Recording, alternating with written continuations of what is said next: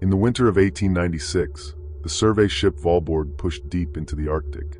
Its crew was mapping empty coastlines and writing down notes about the steady grinding of drifting ice. The work felt normal at first. Then strange things began to happen. Fresh scratches appeared beside the hull. Low shaking passed beneath their boots. A distant ridge rose once, as though something under it shifted. They kept working, unsure of what they were sensing. None of them realized how close they were to the thing walking beneath the ice. So, before we continue, please make sure to leave a like and let us know where you're watching from. Thanks. The cold on that voyage never lifted. Frost formed on the inside of the portholes before dawn, and our breath hung in the air even below deck. The sea was a broken sheet of loose ice. Each piece scraped along the hull with a steady grinding. The Valborg pushed north under steam and reduced sail. Her masts were bare against a low gray sky. We were 16 men with one purpose. The Admiralty wanted new charts of the high coast and any observations that might help later trips. Captain Halland led us, a thin, scarred man with pale eyes who had sailed these waters before. He spoke little, but when he did, the men listened.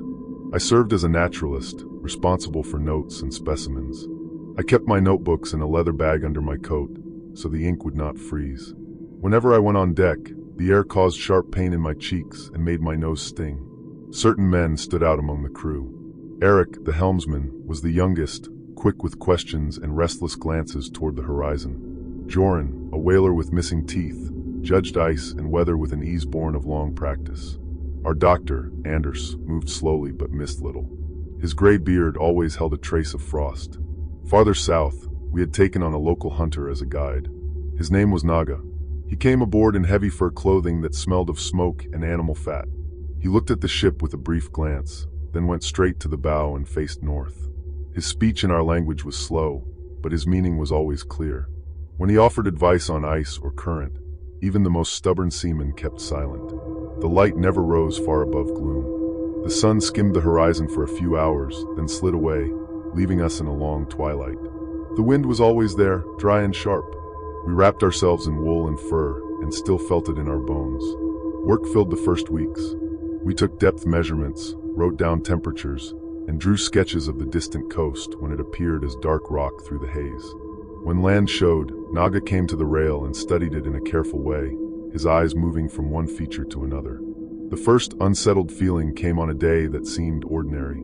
The sea lay in a flat gray calm broken by scattered ice pieces. I was on deck making notes about how far the ice stretched when Eric called from the quarterdeck. "Look ahead to starboard," he said, pointing. I followed his hand and saw a wide band of ice lying across our path at an angle. That alone was not unusual, but its outer edge ran in a straight line that caught the eye. It stretched off in both directions until the haze swallowed it. Captain Halland came up and watched for some time. Naga joined him, his hood pulled tight. His face was hard to read, but he did not look away. The captain ordered the engine slowed. The ship crept toward the barrier. The grinding beneath us got deeper and heavier. When we were close enough to see its surface clearly, we saw that this was thicker ice than what we had passed through. It rose in low ridges, but beneath them lay a solid shelf. "Test it," the captain said. Joran and two others climbed down with poles.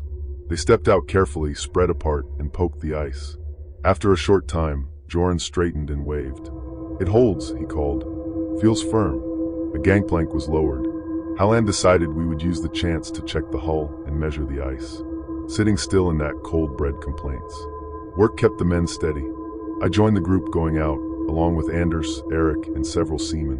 Naga was already ahead, moving with a light step that made our progress look clumsy. The ice under my boots felt very hard and very still. It did not shift or creak. Faint lines ran through it, different from the straight and jagged cracks I knew. There were pale streaks that curved and branched. I knelt to look closer.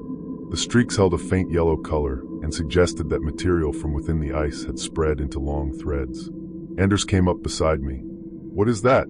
"Dirt," I said. "Sediment, perhaps." The answer did not satisfy me, but I had nothing better. A light wind rose and carried a thin hiss across the flat surface. The sound of the ship faded as we moved farther out.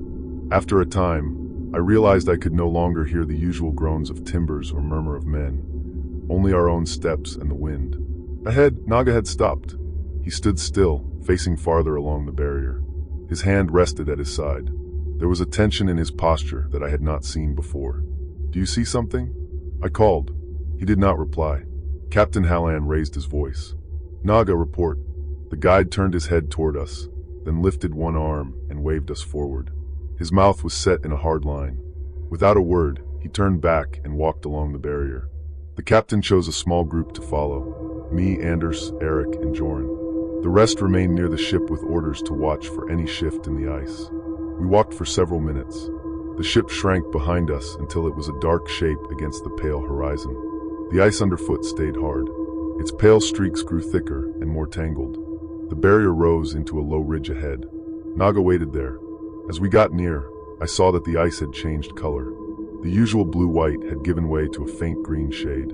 The streaks widened into bands that curved together. Naga lifted his arm and pointed down the far side. "There," he said. "Inside." I stepped up beside him and looked. At first, I saw only the slope leading into a shallow hollow. Then shapes came through the cloudy surface. Dark curves lay trapped below us, arranged in an ordered way that no natural crack could explain. They ran deeper into the barrier, broad and fixed. The ice appeared to have formed around some huge structure that did not belong to the sea at all. For a moment, I thought my eyes fooled me. The curves below were too regular, spaced at measured distances, each one following the next in a pattern. Anders squinted and leaned forward, one gloved hand pressed to his knee. "Ribs," he said quietly. "They look like ribs." The words settled on us. I pressed my palm to the ice. It was smooth and hard beneath the crust of frost. Through it, the dark arcs were unmistakable. Each one was as thick as a man's body and curved in toward a central line buried deeper. Eric stepped up, his breath coming fast. "Whale," he asked. "Can a whale be trapped like this?" I searched my memory of museum halls and drawings. I knew whales, their skeletons arched overhead with familiar shapes. These bones were longer, more narrow, and they met a central spine that seemed to run for an impossible distance beneath the surface. "No," I said. "Not any whale I have seen." Naga knelt, his hand hovering just above the ice, not touching it. When he spoke, his voice had lost its usual steady tone. "Old Jaw," he said. "Old hunter. Our elders speak of it. It follows the warm waters. When the sky changed and the cold came, it slept." Captain Hallan frowned. "You have stories of this?" He nodded slightly, eyes fixed below. "They say it swallowed boats. It circled the coast before men had guns. Then the sea turned hard, and it lay down. The ice grew around it. My grandfather said there are places where its bones hold the ice in place." Anders gave a small shake of his head. "Stories grow. This is some large animal, nothing more." I was not sure. There were other hints. Near the base of the ribs, deeper in, I saw a broad, flat surface broken by a jagged line. As we moved along the ridge, the line sharpened into teeth. Each tooth was triangular and set in a row that curved out of sight under the ice. The sight took my breath in a way that had nothing to do with the cold. A simple thought rose up, clear and unwelcome. I knew those teeth from sketches made at warmer latitudes, from stones pulled from cliffs long ago. "Impossible," I muttered. Anders heard me. "What is it?" "There is a shark known from fossils," I said. "An ancient one, thought gone long before man walked these regions. Its teeth match these. Larger, perhaps, but the same form." "You mean buried rock," he said. I shook my head slowly. "Those are not stones. The color is wrong. And look there." On the edge of one tooth, the ice had cracked. A sliver of the material lay stuck in the frozen layer above. It held a dull shine, not the flat surface of weathered rock. With care, I chipped at the ice around it with the back of my knife. A shard came free, still attached to the frozen part. I lifted it to my face. The piece was heavy. Its edge showed layered structure, tight and compact. A faint trace of old organic smell stuck to it, different from salt water. It made the hairs rise along my arms. "It is a tooth," I said, "not stone." Eric stepped back and looked along the length of the barrier, following the line of ribs and spine. "How long is it?" he asked. We walked farther, tracing the curve of the skeleton beneath us. For a long stretch, the ribs continued. We passed a section where something like a fin stuck off the main mass, the rays reaching outward. At last, after what felt like many minutes, the outline narrowed. A tail structure lay spread beneath the ice, its span greater than the width of the Valborg. No one spoke. The wind brushed across us with a low hiss. Somewhere far away, the ship's bell sounded once. Captain Hallan broke the silence. "We will mark the position and take measurements," he said. His voice was steady, but his jaw tightened. "This is a discovery that will be important in every learned haul in the world." Anders nodded, already reaching for his tools. I opened my bag with numb fingers and took out my notebook. The pages stiffened in the air. My hands shook, not only from the temperature. As we worked, I kept my focus on angles and counts. It helped steady my thoughts. The spine lay nearly straight, only slightly bent. Counting ribs, I reached a number higher than any known whale. The teeth we could see through clearer patches suggested a jaw that could take in a fishing boat hole. While we measured, Eric moved along the ridge, his eyes fixed on the head. He stopped near where the skull merged with the ice and stared down, hands tight at his sides. "Do you think it died here?" he asked without looking up. "Everything dies somewhere," Jorn said. His tone held forced calm.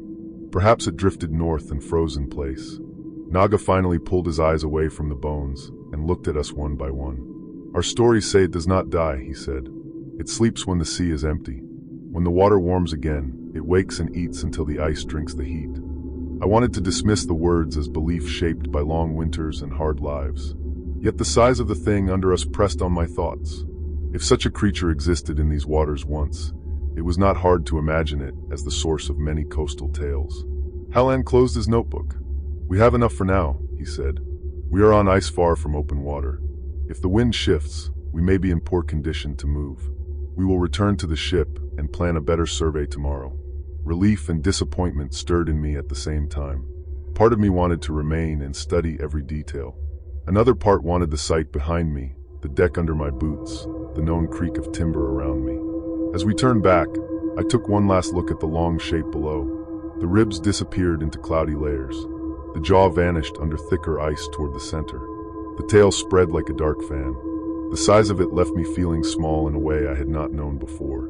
On the walk back, I fell in alongside Eric. His usual bright tone had dimmed. "You have seen many bones," he said. "Have you ever seen anything close to this?" "No," I answered. "Nothing that matches it. So the stories might be right," he said. "About things too big to believe." "Stories often grow from some truth," I said. "But we must be careful. It may have died ages ago. If it drifted, the ice could have captured it while the world changed around it." He nodded, but his shoulders stayed tense. By the time we reached the gangplank, my feet were numb. The sight of the Valborg rising above the edge of the ice brought a practical comfort. Men waited at the rail. Their faces searched ours for any sign of trouble. We reported what we had seen in simple terms. Even stripped of detail, the story held weight. Eyebrows rose. Hands paused in their work. Oarsmen in the whaleboat stopped mid-stroke. Joran spoke last. "It lies like the frame of a church under the ice," he said. "You could fit our entire ship within its ribs." Murmurs spread. Some crossed themselves. Others laughed shortly, as if to push away the thought. Anders held up the shard of tooth I had freed. "This is all we bring back for now," he said. "We will return with proper tools." The piece passed from hand to hand. Men weighed it and turned it in the weak light. Each one fell silent while holding it, then gave it up quickly. That evening, the mess was louder than usual at first. Everyone had questions. Some wanted details of the head, others of the tail. A few pressed me about the ancient shark I had mentioned, its name, its size, old accounts. I answered as plainly as I could. Later, as the lamps burned low and the men drifted to their bunks, I sat with my notes. The boards under my chair shook with the steady, slow work of the engine. Outside, the calm held. I tried to pin the day's events down with ink, measurements, positions, comparisons.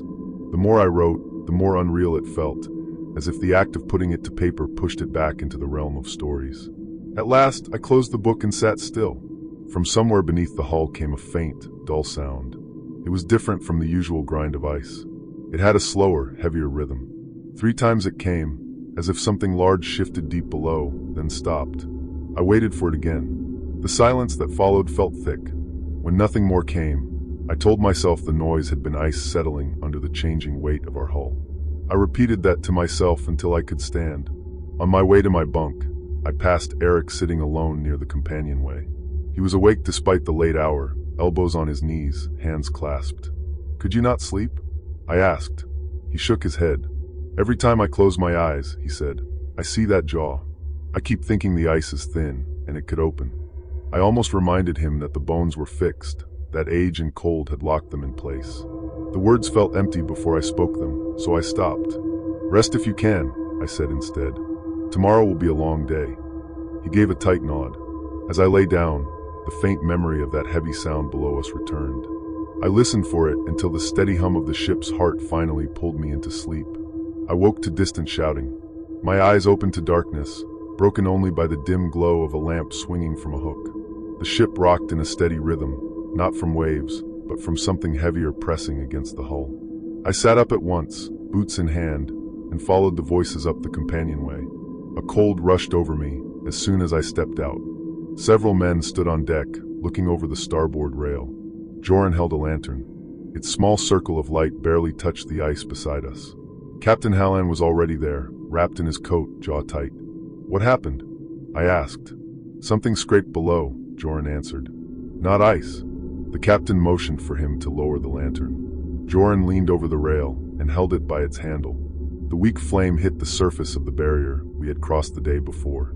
The ice near the hull had long scratches filled with powder. They were deep enough to catch the lantern's shadow.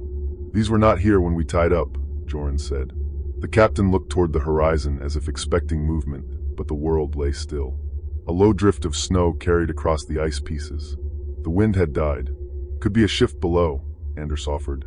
"Large pieces settling under their own weight." "That is what I thought," I said, though the marks disturbed me. They ran parallel, as though dragged by something with many fixed points along its side. Eric came up beside us, rubbing his hands together. "I heard it twice," he said. "It felt like something passed under us." Captain Hallan dismissed the men to their duties. "We continue the survey after breakfast," he said. "No talk of noise. Keep order." The group broke up. Eric lingered until the captain walked away. "You saw how deep those marks were," he whispered to me. "Ice does not shift like that. We cannot assume anything yet," I said. "There are currents under these shelves. Strange pressures." He accepted the words, but not the comfort. His eyes stayed on the dark field beyond the ship.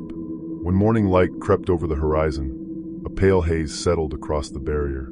The air had grown colder, enough to sting each breath. I felt a dull ache behind my eyes that only came with the deepest frost. Captain Hallan gave orders for a larger group to return to the site. Axes, saws, chisels, and measuring lines were gathered. The men spoke little as they prepared, glancing now and then at the ice, as if expecting it to move on its own. Naga appeared from below deck, already dressed for the cold. He carried a short-handled tool with a wide blade, its edge carefully sharpened. When I asked what it was for, he answered without looking up. "To test hardness." We climbed down to the ice. The surface felt firmer than the day before. A thin crust had formed during the night and cracked under our boots. The marks from the scraping were clearer in daylight. They had frozen over with new frost, showing that nothing had passed recently. We moved along the ridge until the long shapes in the ice appeared again. The jaw, ribs, and spine waited unchanged. The sight no longer shocked me, but it unsettled me just as deeply. The captain gave out positions. Anders was in charge of cutting. Joran and two others began clearing loose snow. I took measurements again, checking them against my notes. The numbers held steady. As we worked, Naga stood apart, watching the ice rather than the bones. His eyes followed faint patterns that the rest of us could not see. At one point, he crouched and pressed his ear to the surface. "What do you hear?" I asked. He straightened slowly. "Stillness," he said. "Too much stillness." The men around us paused at that, but none commented. By midday, we had uncovered a larger section of the jaw. Anders and I looked at the teeth. The ice around them had thickened, but the bone beneath looked unchanged. The edges showed no sign of decay. It was as if the creature had been frozen at the moment of death, then kept perfectly. "If this is as old as you believe," Anders said, "there should be mineral replacement. But this structure is organic. It has no cracks from pressure. It is as if it has not aged." I nodded. "That is the part that troubles me." While we talked, a hard crack split the air. Everyone jerked upright. Joran pointed toward the ice beyond the tail section.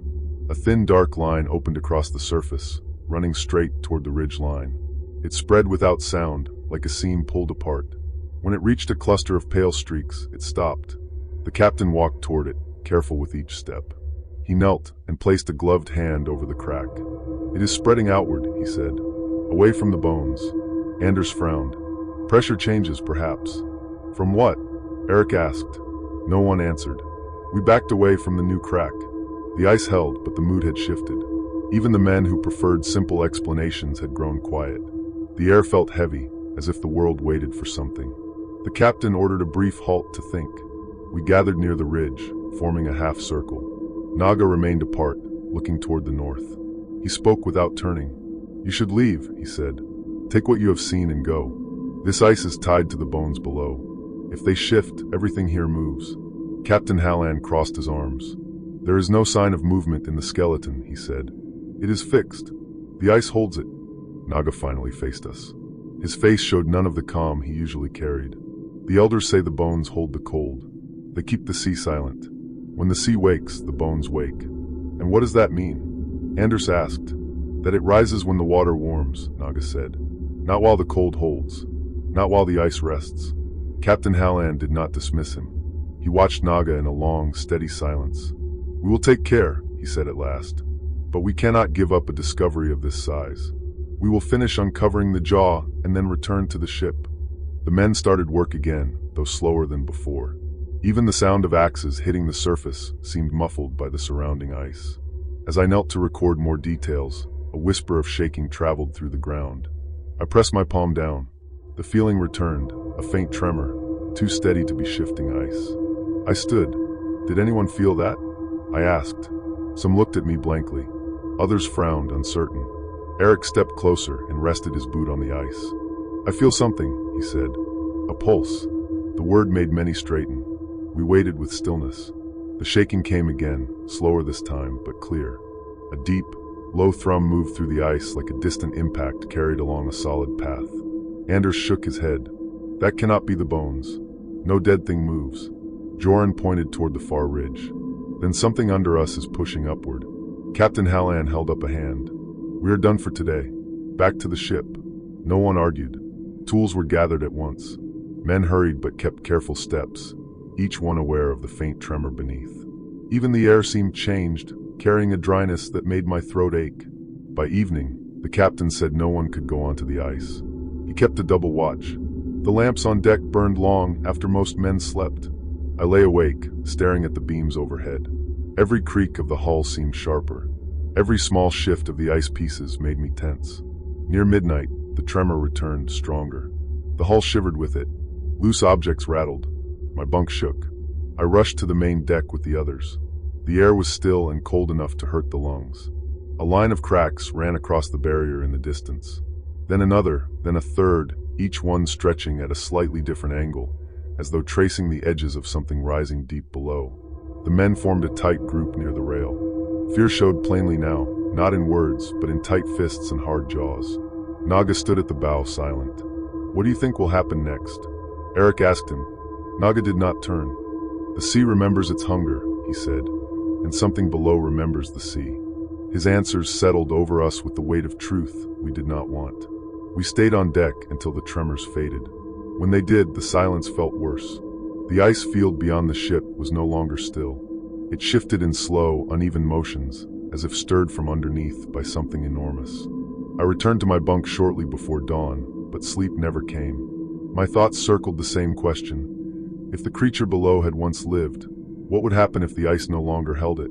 When daylight returned, it came weak and twisted through a veil of drifting frost. The temperature had dropped further, enough that my breath felt thick when I breathed out.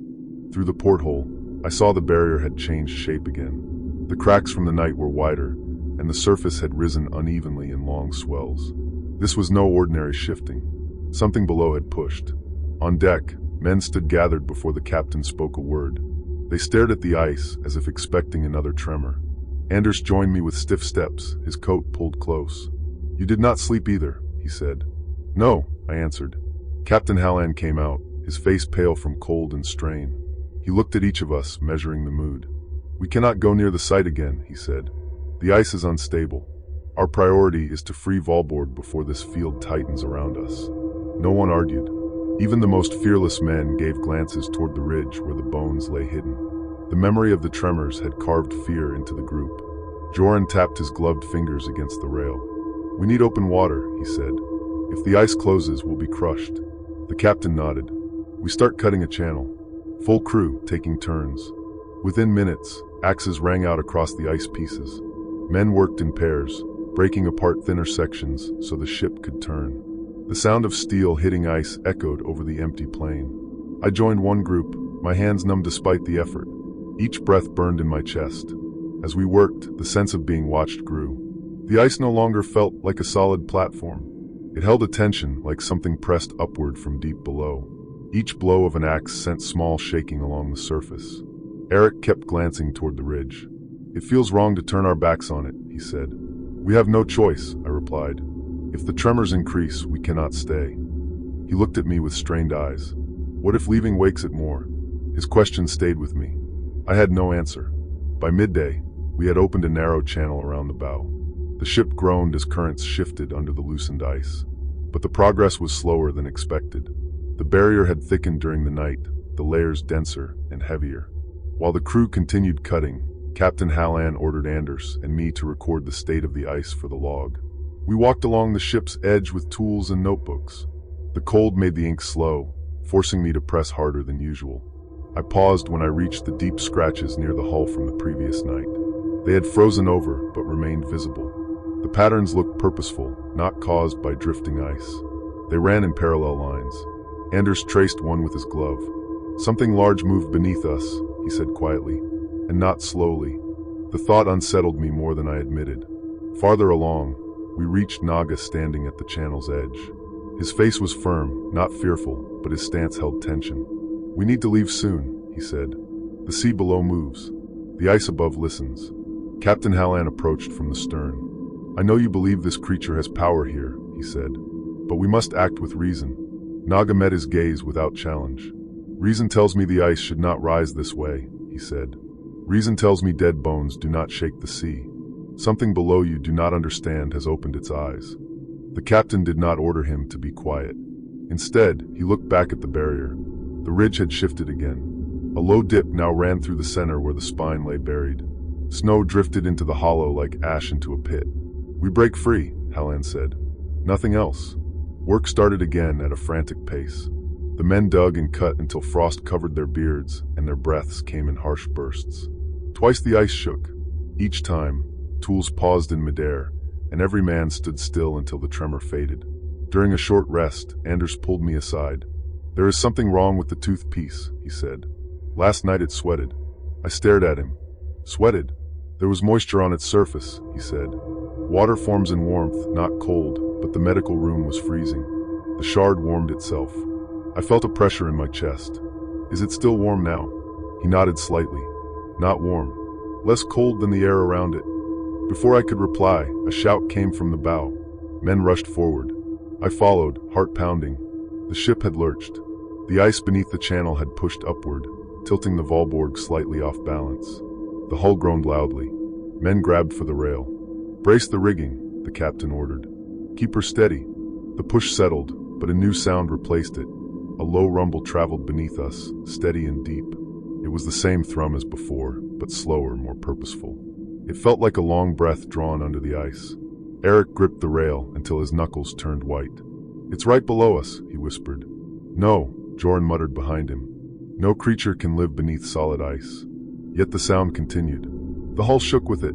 Loose ropes swung as if stirred by distant force. Captain Hallan turned to the crew. "Full effort," he shouted. "We must free ourselves from this field. Work until we break through." Men charged back onto the ice. Axes struck with renewed desperation. Even those who rarely showed fear worked in silence. I helped dig. Each swing of the axe hurt my arms. The ice cracked in loud bursts. Water slushed through new openings. Steam rose faintly where the water met the air, strange given the temperature. Naga watched the water with narrowed eyes. "It warms," he said. "Below." I leaned close. He was right. The water was not freezing over. It churned in small, unnatural circles. "How can the water be warm here?" I asked. "It is not the water," he said. "It is what lies beneath it." Before I could speak again, a sharp cracking split the air. A massive crack tore across the barrier, slicing through the distance between the ridge and our channel. Snow and shards flew upward in a cloud. The sound rolled through my chest. Men dropped their tools and ran to the ship. The captain shouted for calm, but his own voice held strain. Then the ice bent. A long section of the ridge collapsed inward. The hollow where the skull lay dipped sharply. Then the entire surface sagged, as if emptied from below. The tremor grew stronger until it felt like the deck shook beneath an approaching storm. "We leave now," Captain Hallan roared. "All hands aboard." We scrambled up the gangplank. Men pulled it in behind us. Joran and two others threw their shoulders against the windlass, turning it with frantic strength. The engine roared, pushing smoke into the air. The ship shuddered forward. Ice cracked ahead as the bow pushed through. The water beneath boiled with strange movement. Eric stood at the rail beside me, eyes wide. "It's rising," he said. Across the barrier, the central ridge lifted. Chunks of ice burst upward like shattered stone. Beneath them, something dark moved. It stretched across a wide area, too large to see fully, shifting with the slow confidence of something waking from a deep, ancient rest. The jaw we had uncovered yesterday slid upward through the breaking ice. The ice broke into violent motion. Blocks rolled over each other, lifting and falling in uneven rhythms. The section where the jaw came out widened with each crack. Chunks tumbled into the churning water, swallowed by movement that did not match any current I knew. The jaw rose slowly, weighed down by sheets of frozen crust. Water poured off the teeth in narrow streams before freezing in midair. The size of it made the Valborg feel like a small craft. Men on deck pressed themselves against railings or rigging, unable to look away. Captain Hallan gripped the wheel, eyes locked on the chaotic field ahead. "Engine full," he ordered. "Break through the channel now." The ship pushed forward. Ice crunched beneath the bow. The hull groaned as blocks scraped along its sides. The engine roared, shaking the deck under our boots. Behind us, the jaw continued to rise. It was not a single motion.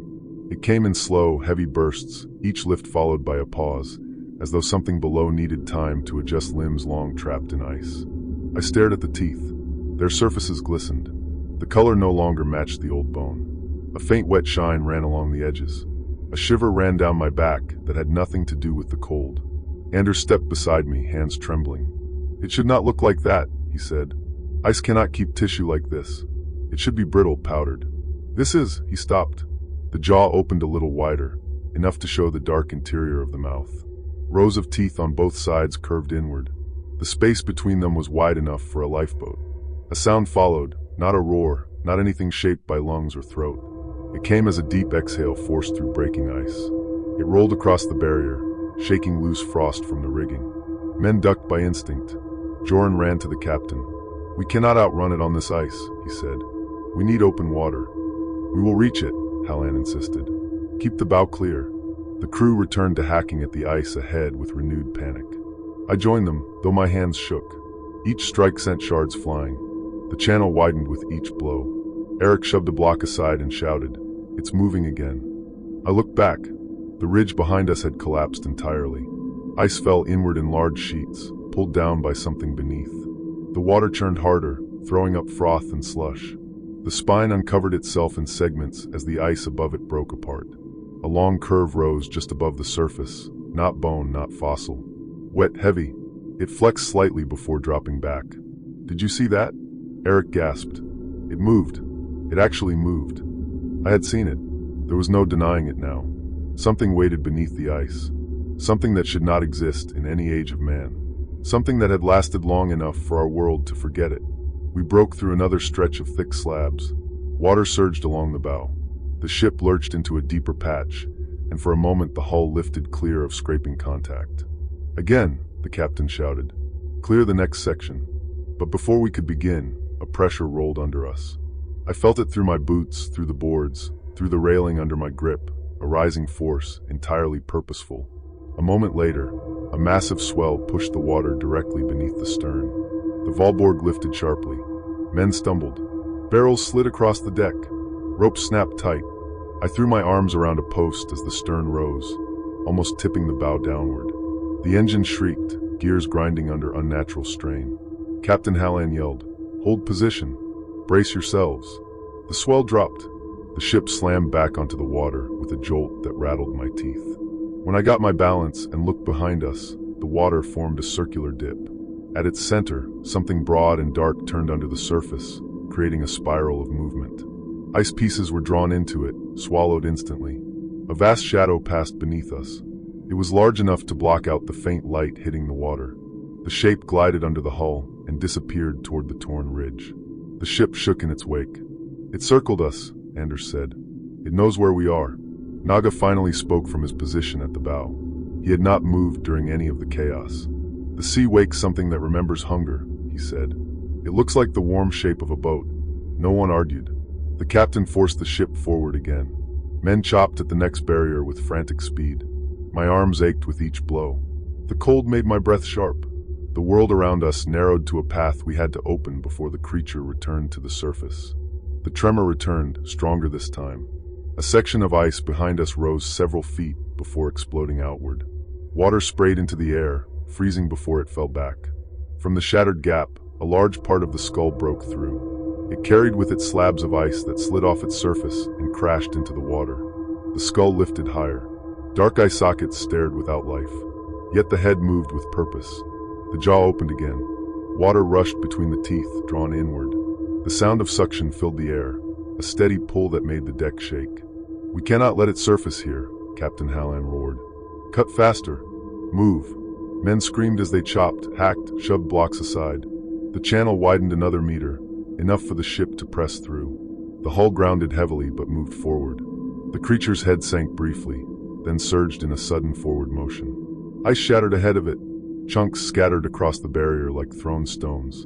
The force of the surge pushed waves under the ship, lifting the bow before dropping it again. It's trying to break free fully, Joran shouted. If it reaches open water, he didn't finish. No one needed him to. I turned to Naga, desperate. Is there anything we can do? He answered without looking away from the ridge. You cannot fight it, he said. You can only leave before it remembers the shape of you. We pushed through the last section of ice around the bow. Beyond it lay a broader stretch of dark water, not open sea, but deeper than anything around us. The engine strained. Metal rang under the effort. The ship slid into the wider gap. A roar of cracking ice echoed behind us. The creature's head plunged forward, shattering the ridge fully. The spine arched behind it, rising through broken slabs.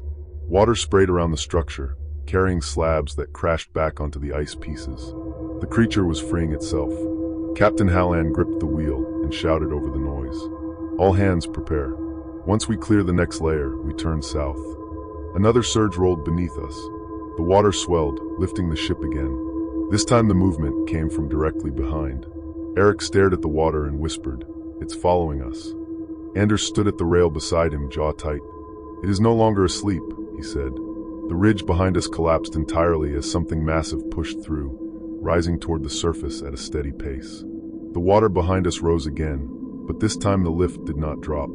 The ship tilted forward as though something massive pushed upward beneath its stern. Men threw themselves against the deck or grabbed onto rigging. A rope snapped near the mizzenmast. The end whipped through the air before dropping into the water. I steadied myself and looked back. The creature's head had cleared the last of the ridge. The skull was half-coated in slush.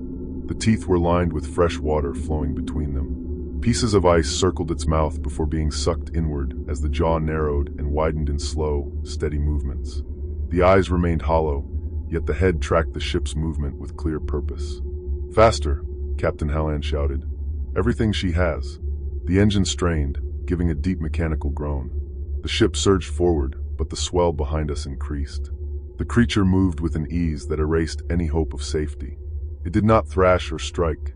It advanced with steady force, rising through the water and pushing aside slabs that would have crushed any ordinary animal. Joran scrambled to the engine hatch and shouted down to the men below. "Give it more pressure.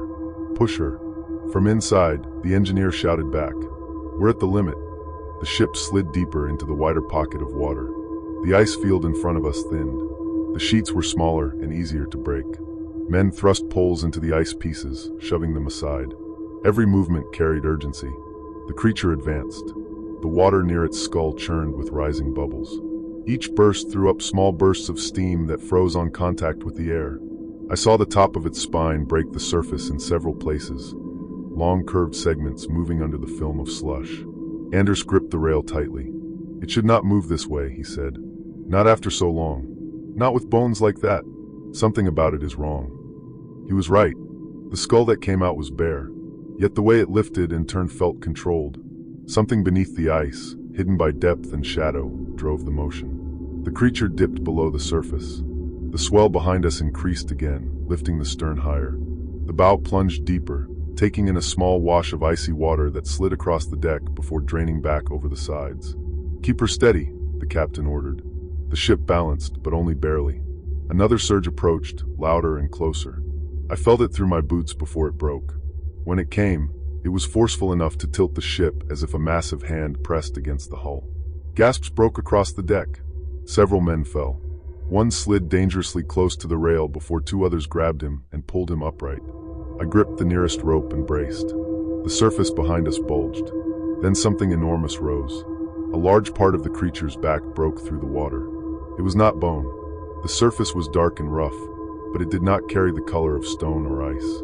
Meltwater ran down its length. The shape stretched far beyond the head we had seen. It was alive, or something close to living. Eric stared at it, shaking. "We cannot outrun this," he said. "No ship could."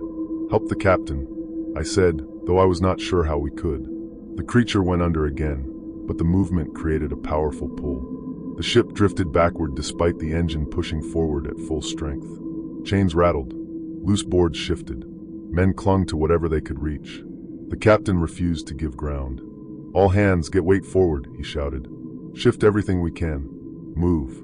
We hurried across the deck, dragging barrels, crates, even lengths of anchor chain toward the bow. The ship responded. Its front dipped slightly, giving the engine a small but important advantage. Water parted ahead. The ice field thinned further. We were close to breaking into deeper water. I could sense it in the way the ship moved with less resistance. But the creature surged again. A large shadow passed beneath us, darkening the water. The hull shook violently as the mast brushed against it. A clamp-like pressure struck the keel from below, lifting the ship enough to make the deck tilt again. The sound that followed was a deep grinding. The creature rubbed against the ship's underside as though testing our weight. Anders staggered and clung to the rail. "It knows we are escaping," he said. Another surge from below jolted the hull. The captain wrestled with the wheel. "Hold fast," he shouted. "If we lose control, she'll turn sideways." We heaved more weight forward. The bow pressed deeper into the water. The engine fought the pull with every ounce of pressure left in its boilers. The ship moved again, inch by inch. Then the creature rose directly behind us. Its skull broke through first, sending water spraying outward. Its jaws parted. Rows of teeth glistened with a thick coating of meltwater. The interior of its mouth gaped wide enough to swallow the stern. The force of its movement pushed a wave toward us that lifted the stern sharply, nearly pitching several men overboard. The captain yelled, "Forward now." The Valborg surged ahead. The bow broke through the last sheet of stiff ice. A sharp crack rang out as the ship entered a longer stretch of open water. The hull dipped into the deeper surface, gaining speed. The creature lunged. I grabbed Eric's arm and pulled him away from the rail as the jaws came dangerously close to the stern. The water between ship and creature churned violently, pulling us backward again. The stern timbers groaned under the strain. For a moment, it seemed we would be pulled back into the mouth. Then a loud tearing sounded from the engine room. A final burst of pressure forced through the lines, and the ship lurched forward with a surge unlike anything before. The bow rose slightly. The stern dipped. The entire hull shot ahead with a force that threw half the men to their knees. We broke free of the pull. The creature snapped its jaws shut on empty water. The impact sent a spray of ice and foam into the air. The force of it rocked the surrounding ice pieces. The Valborg sped forward into deeper water, leaving the broken ridge behind. The creature followed. Its skull pushed through the water with relentless strength. Its back rose, long segments breaking the surface in intervals. It moved without hesitation, driven by something ancient and focused. "Can we lose it?" Eric called the captain. "We will," Halland said, though his voice was strained. "Deeper water gives us speed." The ship picked up speed. The engine howled under the pressure. Ice fell away behind us. The creature advanced but lost small ground with each second. I watched the skull fade slowly in the distance, though it remained above water. It did not dive again. I doubted it needed to. For more than an hour it followed, always the same distance, never gaining, never falling far behind. Then at last it slowed, first by a fraction, then more. Its head dipped, not in attack, but in retreat. The spine segments sank below the surface one by one. The water stilled. The creature disappeared fully beneath the ice fields behind us. Only then did the Valborg lower speed. The engine hissed in exhaustion. Men collapsed to the deck. Some murmured thanks. Others just stared at the empty horizon. Eric leaned against me, breathing hard. "We survived," he said. "For now," I answered, because the truth came in slowly. Something ancient now moved beneath those waters again. The captain ordered the engine reduced to a low, steady pace. The Valborg drifted into calmer water. The ice left behind in broken fields scattered across the horizon. No one spoke above a whisper. Each man kept a hand on a rail, a crate, a rope, anything solid enough to keep him grounded after what we had seen. The sudden quiet felt unnatural. Even the usual groan of timbers sounded distant. My ears rang with the memory of grinding ice and the deep pressure from below. As the hours passed, men returned slowly to their duties, though their movements lacked the usual rhythm. Anders approached me at the rail. His face was drawn, his breath tight. "I checked the tooth piece again," he said. "It no longer holds warmth. It is as cold as the hull." "What does that mean?" I asked. "I do not know," he said. But when the creature rose, the ice around its skull melted in patches. Perhaps the warmth belonged to it, not the tooth. We both looked back. In the distance, the jagged ruins of the barrier lay slumped over the water. A faint tremor ran through me at the thought of what now moved beneath those sheets. The creature had retreated with purpose, not exhaustion. That certainty chilled me more than the cold wind. Eric joined us a moment later. He rubbed his palms together as though they still carried the tremor of the deck. "It is still there," he said. "I feel it. Not physically, but I feel it." "It will not follow far into open water," Naga said, approaching from behind us. His voice carried an unexpected calm. "It lives where the ice blocks the sun. The deep cold is its shelter." The captain stepped toward him. "Is this why your elders feared it?" Naga considered the question before answering. "They feared what it meant," he said. "They said the sea once held many hunters. When the warm winds rose and ages passed, they fought for dominance. The last of them sank into colder beds. Some froze, some slept, some hid beneath cliffs of ice. This one lasted longer than the rest." Joran overheard and muttered, "That thing should have died." "It did not," Naga said simply. The wind shifted, carrying a dry chill across the deck. The sky grew clearer, a faint pale blue coming out above the horizon. The sun remained low but cast a muted glow across the water. Under ordinary circumstances, it might have lifted spirits. Instead, it made our isolation clearer. Captain Hallan called the crew together. His coat hung heavy on his shoulders, but his voice held steady authority. "We will chart a course south," he said. "We report what we witnessed with accuracy, not fear. No exaggeration, no guessing. The Admiralty will decide what to do with this information." Men exchanged uncertain glances. Some nodded. Others looked down at their boots. "Do you think anyone will believe it?" Joran asked. "They will believe our records," Hallan said. "They will believe the measurements. They will believe the changes in the ice. They may not believe the rest until they see it with their own eyes." "And when they see it," Eric said quietly, "it will be too late." A silence followed. No one offered comfort. Each man was thinking the same thing, that the creature could rise again elsewhere, at a time no one expected. Through the rest of the day, we kept course. The water grew deeper. The ice pieces thinned. For the first time since the expedition began, we were truly moving away from the unknown behind us. Still, the dread did not lift. Every ripple against the hull made men glance backward. Every faint creak felt like a warning. At times I leaned over the rail and watched the water for signs, though I knew it was useless. Shortly before dusk, Anders approached with a question I had avoided. "You said fossils of this creature were found in stone," he said. "How old?" "Millions of years," I answered. "And yet this one moves." "Yes." He breathed out slowly. "Do you think it lived through all that time? Or do you think it was preserved by conditions we do not understand?"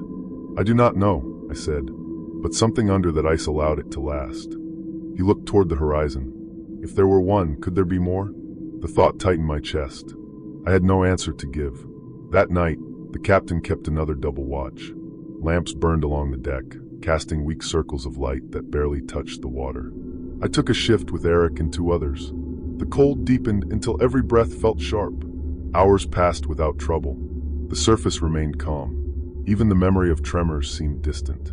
At one point, Eric leaned close. "Do you think it returned to sleep?" he asked. "Maybe," I said. "But something woke me up once. That could happen again." "What would wake it?" he asked. "The same thing that breaks ice shelves. The same thing that warms currents. The same thing that changes coastlines." He understood. I did not need to say more. Near midnight, I stepped to the bow where Naga stood alone. His posture was straight, his gaze on the dark water. "You do not seem afraid anymore," I said. "I am," he answered. "But fear helps nothing when the danger is far behind. What matters is that you understand where you sailed." "What should we tell the Admiralty?" I asked. He paused before replying. "Tell them the sea is older than they know," he said. "Tell them there are places no chart can protect them from. Tell them not all things that sleep remain asleep."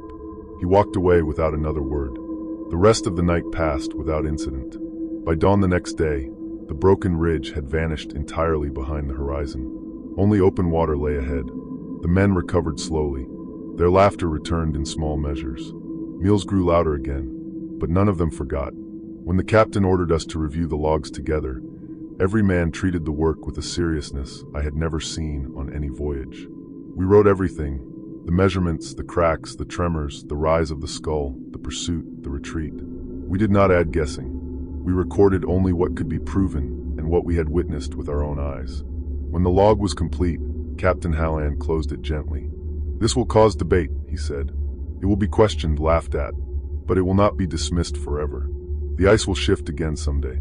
Someone else may find what we found." "Or what follows it," Joran muttered. Weeks later, after calmer seas and long travel south, we saw land again. The chill eased. The boards thawed. The scent of open water replaced the dry sting of polar air. Men straightened with relief as the coastline grew familiar.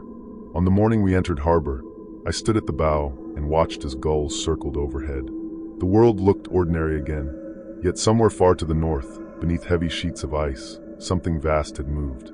After an age of silence, I knew it would move again.